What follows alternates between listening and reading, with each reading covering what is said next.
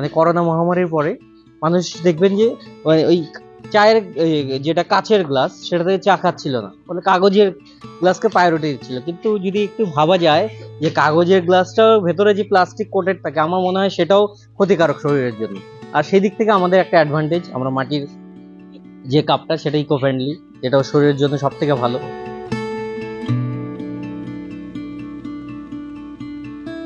সকাল সন্ধে আড্ডা মানেই চায়ের দোকান। অনেকেই অফিস যাওয়ার পথে বা অফিসের ফাঁকে ঢু মারেন চায়ের দোকানে। মাটির ভাঁড়ের চায়ে যেন মন জুড়িয়ে যায়। তবে সময়ের সাথে সাথে হারিয়ে যাচ্ছিল মাটির ভাঁড়। প্লাস্টিক এবং কাগজের কাপের জন্যই এই পরিস্থিতি তৈরি হয়েছিল মাটির ভাঁড়ের। বর্তমান প্রজন্মের একটা বড় অংশ মাটির ভাঁড়ের চায়ে চুমুক দিয়ে নস্টালজিয়া খুঁজে পায়। পরিসংখ্যান বলছে করোনা পরবর্তী সময় থেকে আবারও মাটির ভাঁড়ের দিকেই ঝুঁকছেন সাধারণ মানুষ।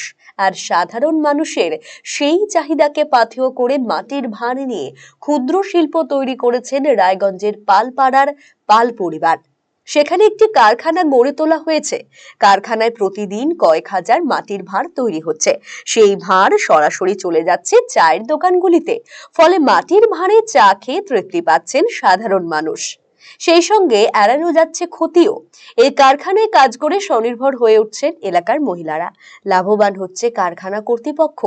এই কারখানার মালিক বিজয় পাল বলেন, একসময় পালপাড়ায় সবাই মাটির কাজ করতেন, কিন্তু ধীরে ধীরে আধুনিকতার সাথে তাল মিলিয়ে মাটির কাজ প্রায় হারিয়ে গিয়েছে।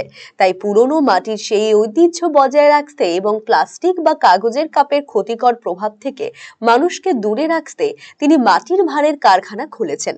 প্রথমে একসময় মানুষ কাঁচের কাপে চা খেতেন, পরবর্তীতে সেই জায়গায় চলে আসে কাগজের কাপ। কিন্তু কাগজের কাপ অত্যন্ত ক্ষতিকারক। করোনা পরবর্তী সময় থেকে মাটির ভাঁড়ে চা খাওয়ার প্রবণতা বাড়ে। বর্তমানে তার এই কারখানায় 20 জন কাজ করছেন। মহিলারা এখানে কাজ করে স্বনির্ভর হয়ে উঠছেন। হ্যাঁ, এই বিষয়টা হচ্ছে অ্যাকচুয়ালি আমরা তো এটা পালপাড়া, তো স্বাভাবিক এখানে সবাই মাটির কাজই করে।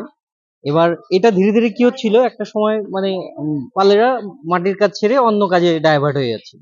তো সেটা আমাদের পরিবারে, ইভেন আমাদের পরিবারে আমার জেঠু এখন কাজ করছে, জেঠু বড় তার বৌদি কাজ করছে। আর সবাই ধীরে ধীরে অনেকে দেখি কাজ ছেড়ে দিচ্ছে, অন্য ব্যবসায় চলে যাচ্ছে।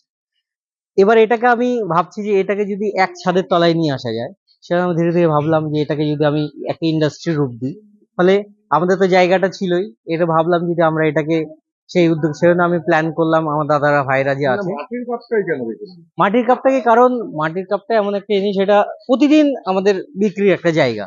মানে করোনা মহামারীর পরে মানুষ দেখবেন যে ওই চায়ের যেটা কাচের গ্লাস সেটাতে চা খাচ্ছিল না, মানে কাগজের গ্লাসকে প্রায়োরিটি দিচ্ছিল। কিন্তু যদি একটু ভাবা যায় যে কাগজের গ্লাসটাও ভেতরে যে প্লাস্টিক কোটেড থাকে, আমার মনে হয় সেটাও ক্ষতিকারক শরীরের জন্য।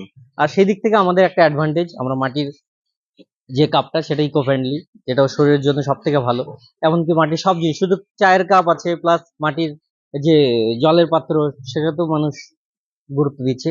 আর আমরা একটা ইন্ডাস্ট্রি রূপ দিয়েছি, কারণ এখানে পাড়ার মহিলারা সবাই কাজ পাচ্ছে। দেখুন, একটা পুরুষ তো কাজ করছে, পাড়ার গরিব মানুষরা সব ছেলেরা বাইরে কাজ করছে, তার সাথে যদি তাদের ওয়াইফরাও যদি একটা পাড়ার একটা ইন্ডাস্ট্রি থেকে কিছু বেনিফিট পেতে পারে, তো সেটা একটা অ্যাডভান্টেজ। কারণ ওয়াইফের সাথে হাজবেন্ডের ইনকাম দুটো যখন যোগ হবে, তাদের বাচ্চাদের লেখাপড়ার ক্ষেত্রে সেটা একটা অ্যাডভান্টেজ। কারখানার কর্মী সুমিতা পাল বলেন, মাটির চায়ের কাপ বানাচ্ছেন তারা। 4 মাস হলো এই কাজে যুক্ত হয়েছেন। একদিনে প্রায় 1000 মাল কাটতে সক্ষম হন। এভাবে কাজ করে সংসার সামলে স্বনির্ভর হয়ে উঠছেন তিনি। আমি এখানে যে চায়ের কাপ বানাচ্ছি কবে থেকে বানানো? 3-4 মাস হয়ে গেল। কতগুলো বানানো একসাথে? আমি একদিনে 1000 মাল কাটি আর কি। কেমন উপার্জন হয়? ভালোই হয়, সংসারে কাজকর্ম করে এটা আমাদের পক্ষে সুবিধা কাজই হয়ে গেছে। একটু নিজেরই হাতে কিছু টাকা পয়সা রোজগার করতে পারি। কারখানার আরেক কর্মী দীপিকা পাল বলেন, মাটির চায়ের কাপের চাহিদা ক্রমশ বাড়ছে। বেশ কয়েকদিন থেকেই তিনি এই মাটির কাপ তৈরির কাজে যুক্ত হয়েছেন। সংসার সামলে এখানে কাজ করে কিছু উপার্জন হচ্ছে। এটা মাটির চায়ের কাপ হচ্ছে। কতদিন ধরে বানানো?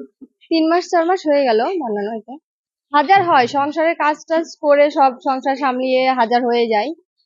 উপকৃত বলতে আমাদের সংসারটা একটু আমার হাজবেন্ডের একটু হেল্প তো হচ্ছে।